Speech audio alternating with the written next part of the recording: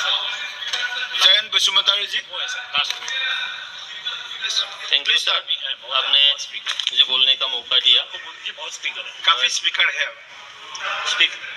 अभी बहुत है। Speaker sir, I am a debutant MP from Kokrajhar, Assam, who belongs to Bodo community. कुछ बात रखने के लिए आपने मुझे मौका दिया, तो इसलिए मैं आपको धन्यवाद देता हूँ।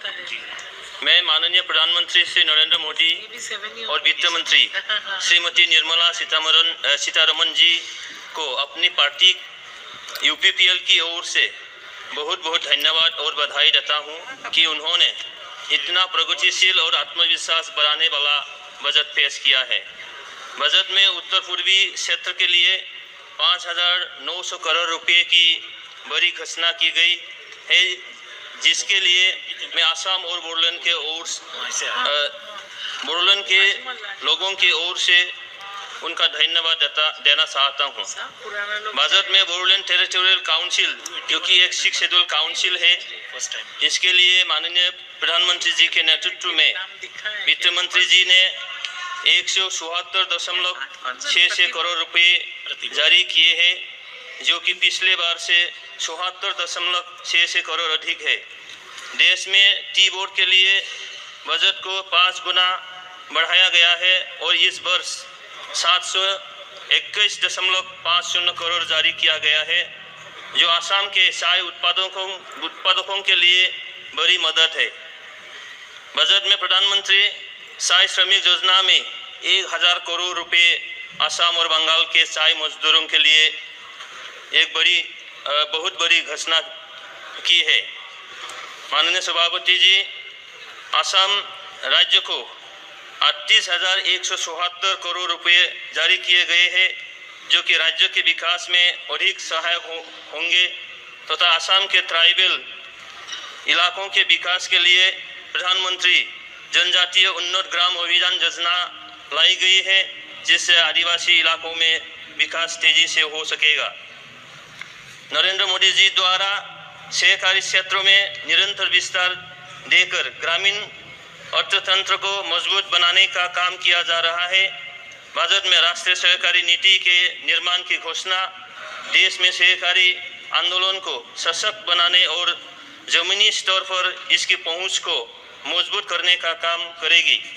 इन निर्णयों के लिए मैं सभी बहनों और भाइयों की ओर से मोदी जी का आभार व्यक्त करता हूं। बजट में ग्रामीण विकास के लिए वित्त वर्ष 2024-25 के लिए 2.66 लाख करोड़ रुपए का ऐलान किया। बजट में इंफ्रास्ट्रक्चर प्रोजेक्ट्स के लिए 11.11 लाख करोड़ रुपए का बजट एलोकेशन किया, जो देश की जीडीपी का 3.7% है। वित्त वर्ष 2024-25 के बजट में कृषि और इससे जुड़े सेक्टर्स के लिए 1.52 लाख करोड़ रुपए आवंटित किए गए हैं।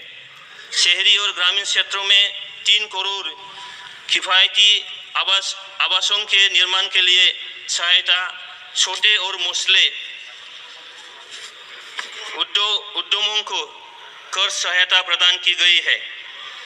गरीबों के लिए 3 करोड़ नए घर बनाना तय हुआ है।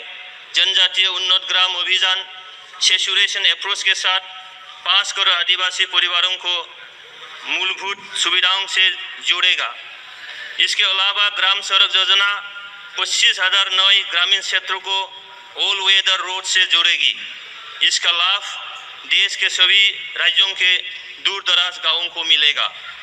केंद्रीय बजट में खेल मंत्रालय के लिए 3,442.32 करोड़ रुपए में से खेलो इंडिया के लिए 900 करोड़ रुपए आवंटित किए हैं। खेल मंत्रालय के बजट में पिछले सत्र की तुलना में 45.36 करोड़ रुपए की वृद्धि की गई है। यह आम बजट अमृत काल का महत्वपूर्ण बजट है। इसमें हर वर्ग का ख्याल रखा गया है। यह बजट पूरी तरह से समृद्धि और निष्पक्षता की ओर इशारा कर रहा है। ये बजट आत्मनिर्भर भारत की दिशा में उल्लेखनीय कदम साबित होगा। माननीय सभापति, बिना गारंटी के मुद्रा लोन की लिमिट को 10 लाख से बढ़ाकर 20 लाख रुपये किया गया है। हर शहर, हर गांव, हर घर एंटरप्रेन्योर बनाना है। इसी उद्देश्य से बिना गारंटी के मुद्रा लोन की लिमिट को 10 लाख से बढ़ाकर 20 लाख रुपये किया गया है। इससे छोटे कारोबारियों, विशेष रूप से महिलाओं, दलित, पिछड़े, आदिवासी परिवारों में स्वरोजगार को बल मिलेगा। 5 मिनट। ये बजट समाज के हर वर्ग को शक्ति देने वाला बजट है। ये देश के गांव, गरीब किसान को समृद्धि की राह पर ले जाने वाला बजट है। पिछले 10 वर्ष में 25 करोड़ लोग गरीबी से बाहर निकाले हैं। ये नौजवानों को अनगिनत नए अवसर देने वाला बजट है। ये मिडिल क्लास को नई ताकत देने वाला बजट है। ये जनजातीय समाज, दलित, पिछड़ों को सशक्त करने की मजबूत योजनाओं के साथ आया है। शुक्रिया। इस बजट से महिलाओं की आर्थिक भागीदारी सुनिश्चित करने में मदद मिलेगी। इस बजट से छोटे व्यापारियों, मैडम